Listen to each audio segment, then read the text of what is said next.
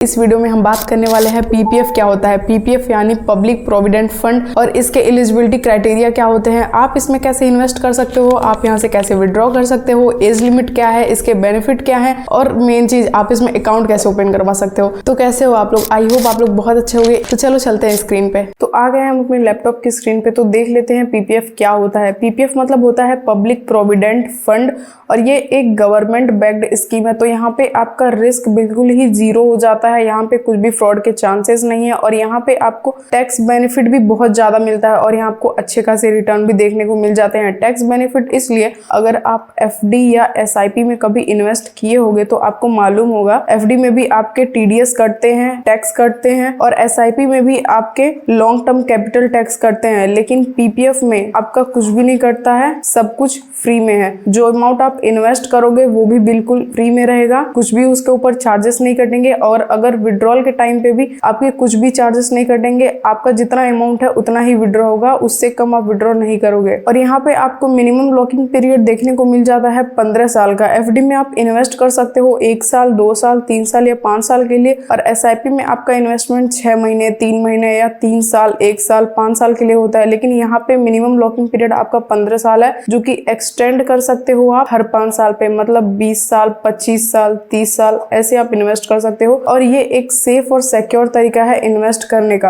और यहाँ पे आपको जीरो रिस्क मिलेगा। करते हैं एलिजिबिलिटी क्राइटेरिया की, तो ये लॉन्ग टर्म इन्वेस्टमेंट पर्पस के लिए यूज होता है, प्लस आप इसमें पैसे सेव कर सकते हो फॉर रिटायरमेंट पर्पस के लिए भी। और पीपीएफ अकाउंट ओपन करवाने के लिए, अगर आप इंडियन हो तभी आप पीपीएफ अकाउंट ओपन करवा सकते हो, अगर आप एनआरआई हो तो आप पीपीएफ अकाउंट ओपन नहीं करवा सकते हो। और पीपीएफ अकाउंट ओपन हो जाएगा माइनर के नाम पर भी, जो कि हैंडल किया जाएगा उसके पेरेंट्स द्वारा, उसके ग्रैंड पेरेंट्स द्वारा। ज्वाइंट अकाउंट ओपन नहीं होता है पीपीएफ में, एक इंडिविजुअल के पास एक ही अकाउंट होता है। अगर कोई इंसान 80+ है तो वो दूसरे के नाम पे अकाउंट ओपन नहीं करवा सकता, वो अपने ही नाम पे अकाउंट ओपन करवा सकता है। और अब बात कर लेते हैं इसके बेनिफिट के बारे में। इसके बेनिफिट क्या क्या है। पहले तो आपको यहाँ पे टैक्स डिडक्शन मिलता है under article 80C income tax act के तहत, और यहाँ पे आपका रिस्क बहुत ही कम होता है, और यहाँ पे टैक्स फ्री रिटर्न मिलता है। जैसा कि मैंने बोला, अगर आप 10 लाख रुपए इन्वेस्ट करते हो मान लो 15 साल में, तो आप इस पे आपको इंटरेस्ट मिलता है मान लो 2 लाख का,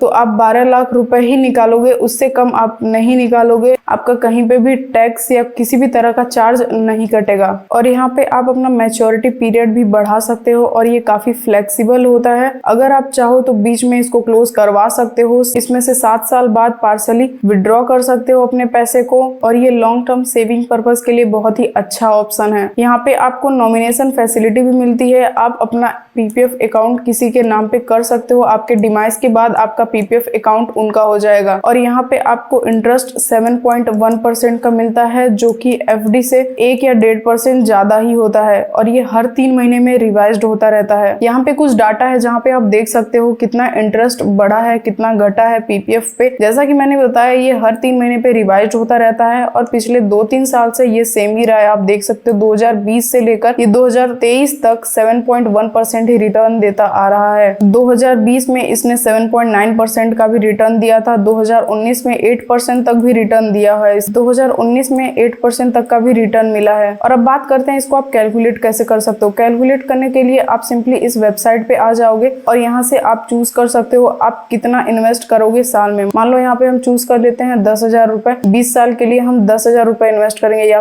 फिर यहाँ पे हम 15 चूज कर लेते हैं। अगर हम 10,000 रुपए हर साल इन्वेस्ट करते हैं 15 साल के लिए, तो हमारा इन्वेस्टेड अमाउंट हो जाएगा 1,50,000 रुपए, और उस पर हमें टोटल इंटरेस्ट मिलेगा 1,21,000 रुपए, और हमें 15 साल पूरा होने के बाद 2,71,000 रुपए मिलेगा, जिसपे किसी भी तरह का कोई टैक्स, कोई चार्ज नहीं लगेगा। अब बात करते हैं डॉक्यूमेंट क्या क्या रिक्वायर्ड है अकाउंट ओपन करवाने के लिए। आपको अपना आधार कार्ड, पैन कार्ड या पासपोर्ट लगेगा, या ड्राइविंग लाइसेंस भी आप ले जा सकते हो। प्रूफ ऑफ एड्रेस लगेगा, आप पासपोर्ट अपना यूज कर सकते हो, या तो कोई भी यूटिलिटी इलेक्ट्रिसिटी बिल वगैरह। पासपोर्ट साइज फोटो आपकी लगेगी, आपको फॉर्म मिलेगा वहां पे जिसको आपको फिल करके देना होगा, उसके बाद आपका पीपीएफ अकाउंट ओपन हो जाएगा। अब बात करते हैं आप पीपीएफ अकाउंट ओपन कहाँ करवा सकते हो। या तो आप ऑफलाइन करवा सकते हो या तो ऑनलाइन करवा सकते हो, आपकी चॉइस है।